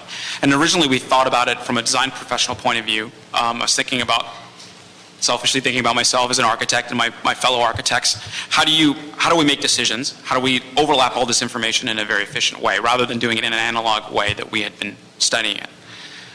So we started to come up with a very preliminary name, LA River Media Platform. And what we really figured out in the process of understanding this is that this is actually a far more valuable tool for two other things. It's for community outreach. You can use this as a tool to connect to the communities and the various policymakers to understand what's happening and how to make decisions in their specific portions of the river. And then finally, it became a tool for helping implement whatever moves you need to make. And then we actually imagine this as a kind of a living, breathing thing, can constantly be updated, and hopefully the various groups and professionals working along the river can start to add this information back to that database, which essentially that 3D computer model that we presented at the very beginning can be the hub by which you understand the lens of looking at the river. The idea is that this digital platform is online, so all the information becomes accessible. And so, for example, those evaluation criteria are GIS maps that you can click on and off, and sort of, if you care about Rexon Park or public health or community and economic development and affordable housing, you can start seeing the relationships between these projects, or each of those are like systems, policy areas, and show the relationship. And I think the three things, just to sort of try to boil it down: one, a strong emphasis on data. How do we assemble it, organize it, make it transparent? Two, provide sort of a clear sort of scope for the design work, and that begins with the water. How do we actually understand what is possible with the river, recognizing that flood control is the limiting factor? And then three is, how do we actually sort of make it participatory, and how do you actually engage folks? This is 51 miles, 15 plus different cities, and so how do we bring different tools and resources in addition to the sort of the normal, community meetings to the table? And I think we were meeting with somebody recently, so if it's data, design, sort of democratic planning, and then dollars. I mean, this is not yet in our sort of specific focus, but ultimately there's a benefit for thinking about how do we capture that 64 million gallons of water that's going down the river every day. There's a benefit to improving our water quality, or at least the avoiding of fines. And so how do we actually sort of translate those to dollars ultimately will be important. Thank you. Well, the media certainly has been paying attention. There have been, you seem to have completely dazzled the LA Times. They've done, I don't know how many articles about Frank Gehry's, ideas for the river. But thank you for coming in and giving an overview here. We really appreciate it. And all the work that has gone into this. A few questions I have, and Omar, you just mentioned sort of the 3 points: data, scope, and then what's the participatory piece moving forward. And then right before you were here, you heard Deborah Weintraub, our city deputy engineer, give the report on the revitalization master plan as being a living document, and then moving forward and seeing how that evolves. What do you see the role of this partnership within that framework, and what are some of your other next steps? I think we've been working very closely with the various public agencies. We had a number of general managers come see this presentation. We've also been working with the County Flood Control District, the City of Long Beach, so the Army Corps. We just gave a briefing to the new colonel. So there's been very active briefing of all the key public agencies and policymakers. There's obviously then the public as well. And I think part of what we've been trying to get our arms around with, and that's why all this stuff exists online, and then why we're even trying to create this digital platform, is how do you get as much information out? The initial scope of work is really a study. And the hope is that it takes a 3 to 6 month window in which we can look at, again, those water issues, assemble these evaluation criteria, and come up with potential recommendations as to where opportunities may exist from the team that we've assembled, and whether it helps to sort of inform the city's own update of its master plan. The county is also looking at updating its master plan. But the idea is that we need to work together. And what the benefit is that the closest two agencies that have responsibility for all 51 miles of the river are the Army Corps and the County Flood Control District, at least as it relates to the river itself. The Army Corps, however, can only really look at flood control and ecosystem services. So only 2 of the 8, and we've already recognized that even the 8 that we've identified are not all the sort of potential ways of evaluating the river.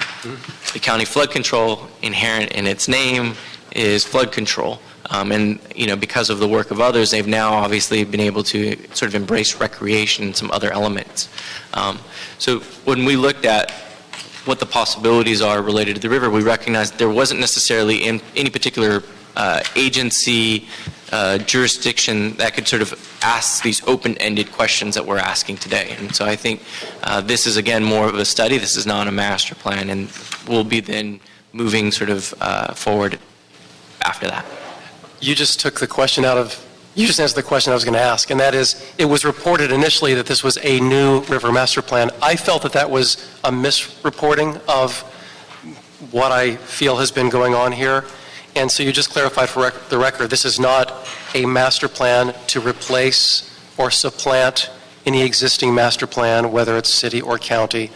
But I feel that through this presentation, the way you've communicated, that this is, you're seeking to inform by virtue of the work that you've been collaborating on. If you could elaborate a little more on that, that'd be great. Absolutely. This is, we're a nonprofit 501c3 organization. And so what we could do is try to bring some of the most talented people around to ask maybe some questions or provide new tools like a 3D model to get our arms around how to sort of address this 51-mile river that cuts across so many different issues and areas. And so, just as Anand said, this was them just even beginning to get their arms around how to frame the issue. And then, as you heard, really the focus of this initial phase is really going to be on the modeling to really understand what is possible based on various storm events and the flood control capacity. Then with sort of transparent criteria, then being able to say, hey, look, these are the opportunities to study further and move this project forward. Mm-hmm. And what I feel, since you're reporting today, and I really appreciate you doing that I will ask you to report intermittently through this current process you're engaging in as we begin to move forward to see how it is synthesized with what the city is doing in terms of the existing master plan, how it will inform that, et cetera. Right now, there's no formal relationship, no formal agreement. It's simply an exercise. And so what I want to just assure the public right now is that any steps moving forward, that we will work together to see where it all lands, again, how it's synthesized into, the future of the river environment, et cetera. And one comment, too, is that I think it's very, very good that you're focusing on the whole 51 miles of the entire LA River. There has been a shift in my thinking since being chair of this committee, especially informed by the improvement EIFDs. Enhanced Infrastructure Financing Districts. Thank you, that one, which is an initiative that I co-introduced with Bob to establish a permanent revenue stream for funding. And there is interest at the county to have an EIFD for the whole river as well. We'll see where all that lands, but we're starting to engage in that process. And as I've said before, we can have all the beautiful drawings and, beautiful images of the river that we want, and we could, paper all the walls with them. But if we don't have funding to create the improvements and the habitat restoration, it means nothing. So I think that there is an opportunity there that we begin focusing not just on the 31 miles in LA, but the 51 miles of the entire river, because the habitat is all interconnected. And so I just wanted to, make that point. And we're moving forward on what the IFD will sort of educate us on in terms of how we get that implemented. So with that, anything else to add? Thank you, gentlemen. We will open up for colleagues to questions and comments, starting with Mr. Blumenfield. Just kind of building on what you were talking about, and I really appreciate this presentation. I think it's very helpful to look at this in terms of the different evaluation criteria, particularly in what Mr. O'Farrell was talking about in terms of financing and how we ultimately fund all of this river improvements. And in as much as you can, in the evaluation criteria, help quantify some of these cost avoidances, whether it's healthcare costs or water quality fees that we don't have to pay or economic development. Once we can get a better handle on that, it's going to be a lot easier. It becomes more of a finance question of how do we monetize those benefits in the present to pay for or monetize those future benefits to pay for the infrastructure up front. And I think that's going to be the key to all this, whether it's the financing district or other finance tools.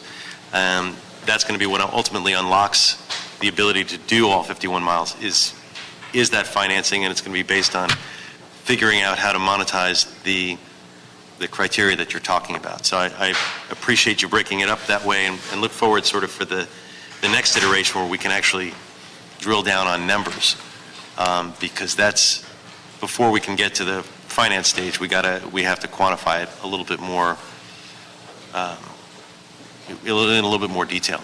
But it's more of a comment, but I can open it up as a question. Question mark. Yeah, we are interviewing real estate and sort of economists to join the team as well. So, because I think, as you said, being able to quantify not just the potential benefit, but what if there's a financial translation to that as well. And I think, I think one other thing that I would just sort of stress is that, a lot of the work has been sort of project-oriented related to the river. As Deborah said, there's 240 some odd projects.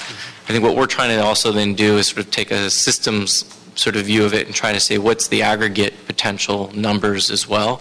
So that way you could potentially line up systemic funding like the EIFDs and others to be able to quantify the relationship and then build things so that affordable housing is as much at the table as ecosystem services.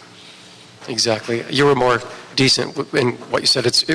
Really the river, the success is stunning over the last 30 years with what we've been able to accomplish, all because of really on an ad hoc approach. So if we can put together the nuts and bolts of creating real funding for real projects, then we're well on our way. And I would also just add, I've heard talk of maybe there not being so much interest in removing some of the concrete. I would just put it out there that I'm terribly interested in removing some of the concrete so that we actually can restore the habitat in a larger way. I just wanted to put that out there publicly. Mr. Blumenfield, additional? The only other question for the representative from Gary Partners is, have you guys ever taken on anything quite like this? And if so, what was it and how did it work? I think the closest thing, and obviously this is something that I don't think many practices in the world probably have been able to take on something this scale. But level of complexity, I think most of our projects, specifically a lot of the large ones, deal with this level of complexity of pieces. And I think that's where we've been able to try to at least use that kind of process to manage how we would absorb this information and begin to identify a decision-making process that needs to occur. I would say the project I would probably tell you right off the bat, which is just as complicated, but obviously in a very different area, would be what we worked on in Atlantic Yards in Brooklyn. And it was a 22-acre site with 4 different neighborhoods coming together. Had rail yards that you had to deal with. You had subway stops we had to deal with. We had state agencies, city agencies, dealing with a lot of the communities around it. There was essentially a lot of complexity, and how do you manage all those pieces and allow the best decisions to get made? I think what we've realized through our process, even how we put it into a 3D model, it allows all the various parties that are involved in the process, whether they're design consultants or they're the client groups or the user groups, how they begin to interact with that information. And what we try to do is make it as transparent as possible so you can make the best decisions possible. And I think I found over my many years working with Frank is that if you can make that information transparent and then you can have a good conversation with the various parties involved, you can essentially make a better decision out of all the other things rather than necessarily making the most outspoken group make all decisions or essentially allowing the right essentially logic in order to determine the outcomes. And with a large project like that, as complicated as it was, we found that this process allowed that to occur. I'd just also say that Councilman O'Farrell, when you talked about the regional opportunity, and I think also because there's a few people who are used to work in the state, we have an unprecedented moment for the LA River, just in terms of our own political landscape, with potentially incoming Speaker Assembly Rendon, who covers the LA River. You have Council President Kevin DeLeon, who also includes the LA River. You've got 2 new county supervisors who are very open to working with the city and other people on the LA River. You've got Mayor Garcia in Long Beach, who's directed his city staff to work with us. So there's just a unique moment that we have here, beyond the projects, beyond process, that just the political leadership exists. And so it's exciting to be able to have a committee like yours that we can come back to, and we're all working together to move this forward. Terrific. Thank you. Thank you. Mr. Koretz. Thank you, Mr. Chair. When I first heard that Frank Gehry was involved, I was actually a little bit concerned, because I think of kind of cool, kind of abstract, sometimes flashy buildings. And this is a project that I think calls for more natural, more rustic, more simple type of design. Are we envisioning the use of a typical Frank Gehry project anywhere in this project, or are we just planning the project and providing that kind of leadership? I mean, I think for us to be involved in any specific aspect of locations along the river is really to be determined, and it requires a much broader discussion amongst many of the constituents. If we're asked to do it, I think we would be happy to play. But I think that right now, our goal is to really identify what the potentials are with regards to a lot of these topics that we've discussed today. And really what we want to do is we want to make a robust approach to how everybody needs to make decisions. And that's what we really care about right now. Whether it's something for us in the future, there's many talented architects in this city, landscape architects in the city. They all need to participate in this process. We think this is something much larger than ourselves from an architectural practice. Although we've had the fortune to be able to work with Omar and his team to think about this, understanding that it is very abstract. But I think the goal is, if there is something that suits us, we would be very happy to look at it. If something that doesn't, we understand that there's other people that need to be involved. I think we're beginning with function. I think sometimes we jump to form in terms of what will this look like. But what I've appreciated about working with Anand and the team is that it's been a rigorous approach about the function, and letting the function then define the ultimate form. And so, and I think we're a ways off before sort of what that form will look like.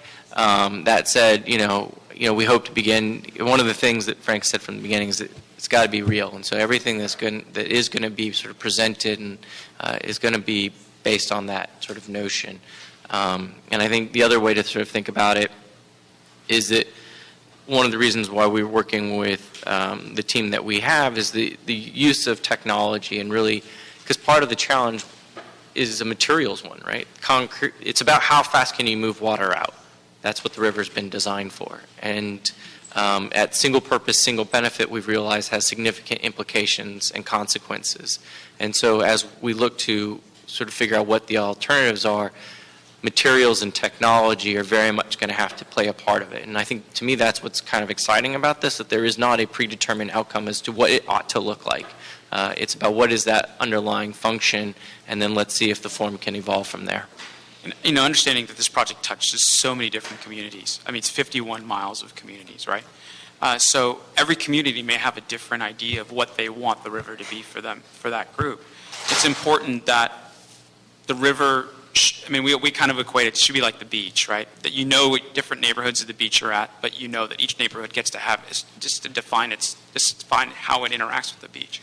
And the river in some ways should be similarly, where every neighborhood that touches upon the river, depending on the assets of that specific neighborhood, obviously in the Elysian Valley you have all the soft bottom areas which are very interesting and have a certain kind of quality to them. Different areas of Los Angeles may have different responses to it. That needs to be something that's to be worked out with all these different criteria, and then again how that responds to the various communities adjacent to the river.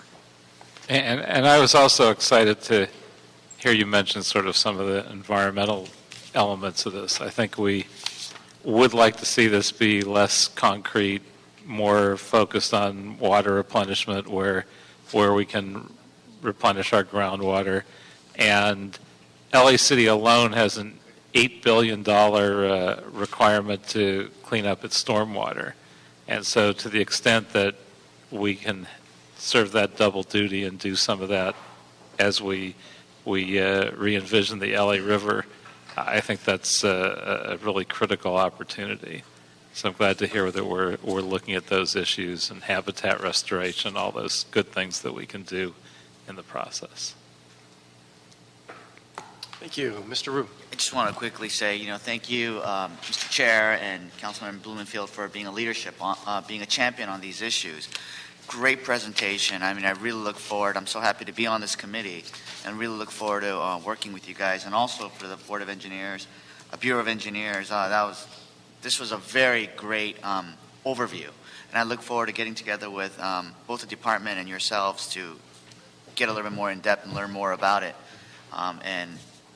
It's great. This is great. Thank you. Thank you. Thank you, Mr. Rue. All right. Seeing there's no further questions, I have some recommendations. Thank you so much. I think that we'll keep this informal reporting to the committee. If you're willing to, that would be just terrific. Very helpful. Thank you so much. Really appreciate you coming in. And what I'd like to do, remember we had 3 little parts going here of this one item. Instruct the Bureau of Engineering to prepare and submit a written status report regarding the Los Angeles River Revitalization Master Plan. It was so comprehensive because so much has happened. If you could put that in a written report, that would just be terrific. Maybe you already have that. And then also instruct BOE with consultation with the Army Corps. And Deborah, you already pretty much committed to doing this in terms of the update of the floodplain map and what a schedule of public outreach meetings would look like to, once it's finalized and in its final form, to just inform the public of exactly what that is and its potential impacts to river adjacent properties. And with that, we'll do some public comment before we formally adopt those instructions, starting with Wayne, followed by Jean Gilbert, followed by Karen Barnett.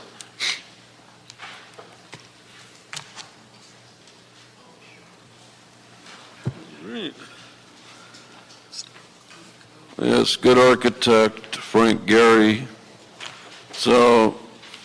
But what does he have to do with the rivers? I think somebody asked that question. So, a natural habitat versus prior designs by Frank Gehry, I don't know why they mix. But I notice we have the 501c3 nonprofit. So, a nonprofit of 501c3 is not required to engage in political activities. However, they seem to be here engaging in council political activities and promotions. So if that turns out to be true, then you might want to Google the term constructive dividends. Might be something for the LA River Revitalization Corporation to take a look at, because the last thing you want to do as a 501c3 is be indirectly related to a political activity. And there's a lot of money going around here on this stuff. I understand the mayor had $2 billion that he got already from the Army Corps of Engineers to do this. They could take the concrete out with $2 billion, I think. I don't think that would be impossible. But if you take the concrete out, what happens when you get storms and El Niños and things of that nature to the ground underneath it? Once you disturb it, is there proper compaction? You would have to have an environmental impact quality report. You would have to have a dredging permit. It would just be too inconceivable to remove the concrete at this point, but you could fill over the concrete with other substances, dirts and things of that nature, and construct over it, which might be quicker than an outright removal and dredging, which would probably take 20 years, not to mention the litigation involved. But you're going to do your little river thing, so on we go. Okay, next we have Jean Gilbert, followed by Karen Barnett, followed by Marion Dodge. If the 3 of you could please come up, that would be terrific. Ms. Gilbert. Thank you. Thank you, Mr. Chair. Committee members, thank you for this opportunity. My name is Jean Gilbert. I'm the CD13 representative to the Los Angeles Equine Advisory Committee. I am chair of the Preserve the Atwater Rancho and also chair of the Atwater Village Neighborhood Council Equine Committee. I'm here delighted to hear this presentation that healthcare is something that's important, because equestrian activities obviously are sports, but But I just wanted to take this opportunity to let you know the continuing and ongoing commitment of the equestrian community to this river development plan and our part in it. We want to make sure that our interests are understood and protected. It's an important part of Los Angeles. It's an important and special part that we want to maintain, and that is my purpose in being here. I thank you for the time. Thank you. Good to see you, Ms. Gilbert. Karen Barnett and then Marion Dodge. Hi, I'm Karen Barnett. I am from Atwater Village, and I happen to be on the Atwater Village Neighborhood Council River Committee, but I'm here as a resident. I am here today because I did not know about this Frank Gehry plan and was extremely concerned that we haven't heard about it. And I don't think it's fair that we have to come to a council meeting in the middle of the week, a work day, to come and hear about what's going on in our community. Also, I think I have some concerns about river revitalization and restoration. Who is it for at this point? Is it for the few or is it for the many? And I love my neighborhood. It's creative, quirky, diverse, unique, and a special community along the river. And there seems to be two camps of river people. There's either development or there's strict restoration or habitat. And I think the neighborhood people fall somewhere in between. And we'd like to know what is going on, and we'd like to participate, and we'd like to see a transparent process. And I think that while the River Revitalization Corporation has lots of data, data isn't people. And it doesn't speak to how people interact with the river and how the river, changes their neighborhood and how these changes will affect the river and their neighborhood. So I think there needs to be a really comprehensive, cohesive, holistic approach to how we develop the river and who's included and whose opinions matter and who is going to profit. Everyone will win, but it's just who is going to lose. So how we go forward with the land use and zoning changes is important to our community. Thank you, Ms. Barnett. And Marion, before you begin, I call up Joe Phillips and Louis McAdams. Please, Ms. Dodge. Good afternoon, council members, and thank you, Councilman O'Farrell, for requesting this report that was very important to us. And my question is, why the secrecy surrounding Frank Gehry's proposed project on the river? With a prominent architect like that, you should be shouting it from the rooftops and advertising it all over the place. The public is understandably very concerned because the whole process was conducted in secrecy. We don't know anything about it. And it's natural under these circumstances to conclude that you're trying to pull a fast one on us. The public has overwhelmingly supported the River Revitalization Project to make the river look and act like a river. That's what we want. Thank you. Thank you. And before we have the next speaker, I have 3 speakers but 2 cards. Are you Mr. Phillips? Yes. My name is Steven Mejia. I was asked to come up with Louis. Okay, all right, sure. So, Mr. Phillips, you're next. Oh. Thank you, committee chair and fellow board members. My name is Joe Phillips. I'm a board member myself with the Sierra Club, the Angeles chapter. I also represent the Sierra Club in the San Fernando Valley. I'm also a board member for the Reseda Neighborhood Council. And I wanted to advocate for the strong positive message that we're getting here from the river revitalization, which has obviously been discussed. The healthcare benefit, obviously. I work as a recreation therapist in mental health, and I've worked in several different hospitals treating people with their obesity and treating people with their diabetic and other mental health issues. But the river project in general would provide the beautification for the neighborhoods that we all desperately need. And I wanted to advocate for the sustainability concept that needs to be emphasized, because we should be concerned about our environmental concerns. We should be concerned about the conservation efforts that we're all trying to work for. last but not least, I know my time is running out, 40 seconds. I advocate for bicycle, anything on the bike. I do a lot of hiking, I do a lot of biking, and I bike a lot in the LA River, and I bike throughout Canoga Park at the beginning, and I work in Long Beach at my Long Beach facility, and I walk and bike ride on that portion of the LA River in Long Beach, and then I've also biked throughout Elysian Valley, and I'd like to close those gaps. There's a gap in Reseda, there was a gap in Elysian Park, there's gaps throughout the river that I would like to try to advocate that those get closed. Thank you, Mr. Phillips. Good points, good points. Mr. Mejia, you'll probably have to fill out a comment card since you're here. Oh, you did? For some reason, I don't. Well, I'm sure I'll find it. You next, sir. Well, actually, I'll let Louis speak, and I'll follow up on his comments, if that's okay. I was going to let him. I was going to let him speak, and then I would follow. I'd rather see you. I'd rather close with Mr. McAdams. Yeah. Sure. So my name is Steven Mejia. I'm with I'm the Community Programs Manager of Friends of the LA River. I'm also on the Policy and Advocacy Committee. So I think this is fantastic, one, to first see the presentation that was presented, and to echo some of the comments that were made by the public that it would be great if this wasn't the first place that we could hear about it publicly.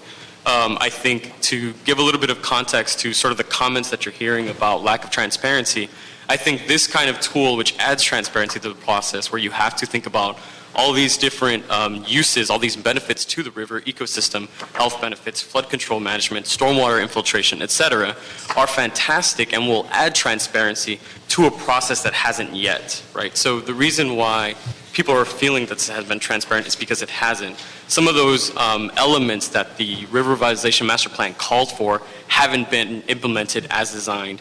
I'm talking about specifically the Community Foundation, which is an element of the River Revitalization Master Plan, as well the Joint Powers Authority that doesn't exist as it was intended to. So again, just to add context to that, if it feels like people are afraid, or sometimes I've heard even the councilman himself saying the community is in hysteria, it's because I think the fantastic work that was done developing the master plan, all those wonderful charrettes that took that opinion, that is a document that is now 8 years old. And instead of continuing a relationship with it, it's more or less been taken, tried to be implemented, I think honestly as possible. But I think some new symptoms of some new problems have been developed in the years since that plan came out. There's a lot of concern about gentrification. There's a lot of concern about development. So I think that we should reopen that discussion, and hopefully this will be a tool we use to implement those kinds of dialogues that will help us have a more confident process moving forward, more confident in the process. Thank you, Mr. Mejia. And we'll close with the father of the LA River, Mr. Louis McAdams. I guess that's better than being the grandfather of the LA River, but it's pretty close. I won't make that mistake again. Okay. Really just a few words I wanted to say, because there's been a lot of questioning of Friends of the Los Angeles River's position, this plan. And to say, we have Frank Gehry knock off lamps in our office. I mean, so we feel that his work is astoundingly great. But one of the things that it's lacked really is a kind of public spaces. At least that's true at Bilbao, that's true at Disney Hall. There's not a sense where people can gather together as a community, and I think this is one of the challenges ahead of us in this, because this is ultimately about community and how we turn the river to the front yard of the city rather than the backyard of the city. I think from Friends of the Los Angeles River, just to clarify this, is we haven't commented publicly about this project because we don't really know what the project is. When we see where that's at, we were not part of it from the very beginning, and we still don't feel that it's a plan that we're connected to. But we do look forward to seeing a finished plan and begin to comment after that. And we thank you for you guys' attention to it, because this is incredibly complex, and it's going to take a long time to implement. And it's going to involve the whole city coming together around this, the whole county, and we look forward to working with you on that. Thank you. Thank you, Louis. Thank you so much for coming. Sure. All right, and that concludes item 3. Without objection, we will move my suggestions forward, which I'm going to take a quick pause here because what I would like to do is, in the interest of time, since we're short on time, is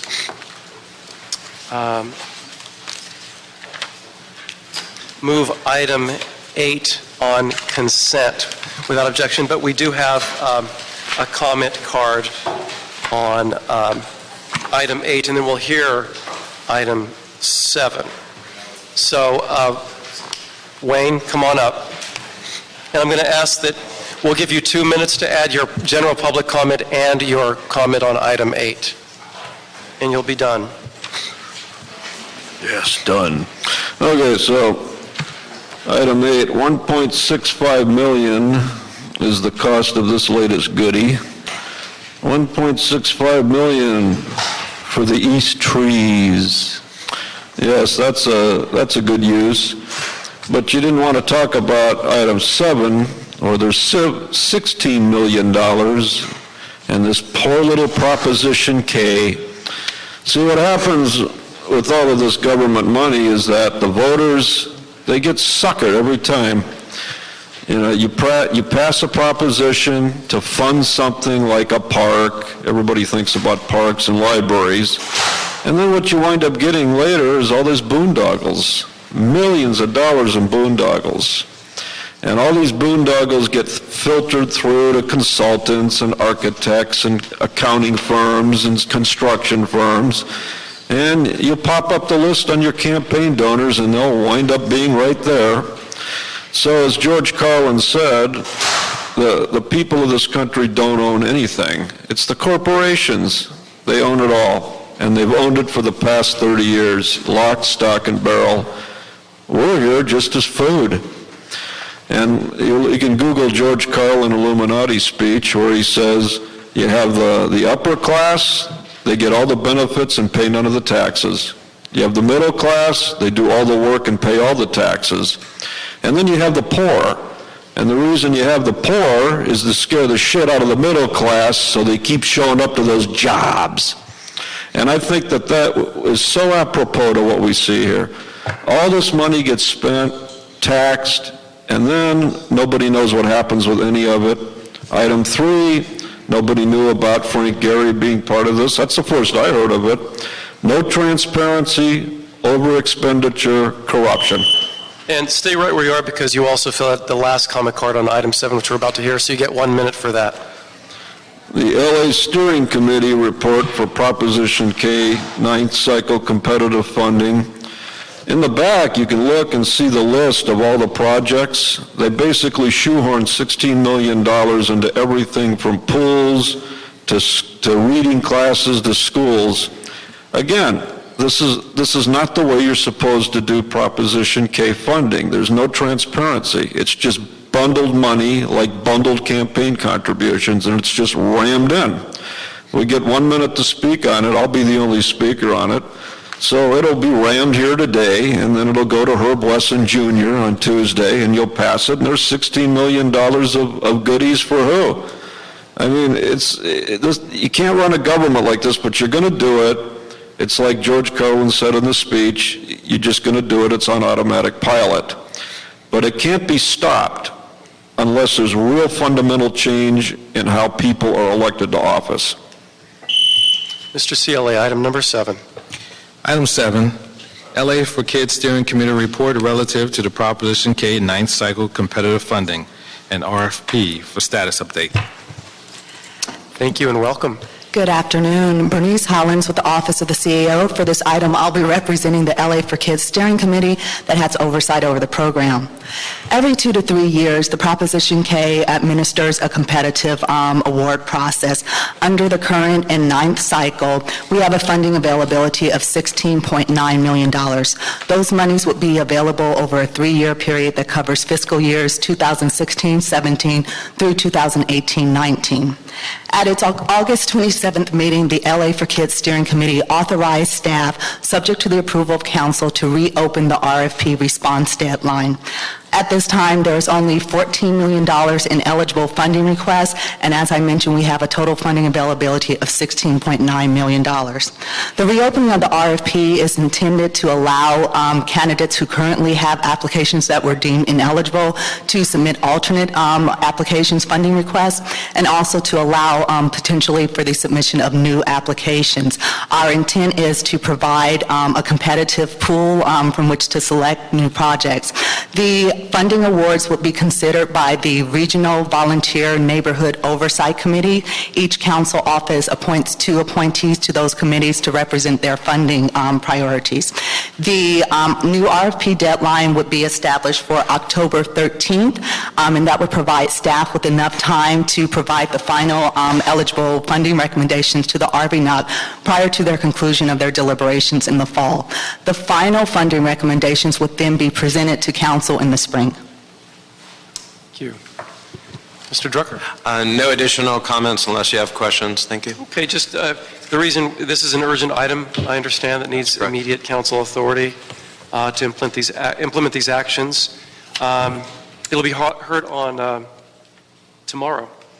It'll be moved to council and go to council tomorrow. That's correct, and staff would then be prepared to release the RFP the following day. Okay, terrific. Any questions, colleagues? Mr. Blumenfield. Yeah, just a couple of narrow things. I see Project 5 Caballero Creek was listed as non-responsive because it doesn't qualify under the aquatic upgrades for the Prop K requirements. Could you walk me through that and how, how we get Yes, Councilman. The aquatic upgrade category is very specific to pools and related, so aquatic facilities such as pools and splash pads have been funded. The Caballero Creek project was really considered more of a water quality improvement, while there was what I would call a touchy-feely component where kids could get their hands wet. It really was not considered a splash pad or pool, and the city attorney therefore found it ineligible. The MRCA would have the ability, just like all the other agencies, to withdraw their original proposal. We would be more than willing to meet with them again and try and help them to come up with a project scope that would fall under the aquatic category. Right, or other categories that could... Or another category, if that's possible. Sure. Right, because certainly it's a great potential project that I'm familiar with in my district, so I want to see it move forward. But thank you. Terrific. So I recommend that we approve the Prop K for Kids Steering Committee transmittal, and we'll get it to council tomorrow for adoption. Without Thank objection. you. Thank you. And did I move item 8 forward or no? I did. Okay, so we're good. So any other business? No further business. All right, thank you. Well, that concludes the meeting, and we will see you next time. Thank you.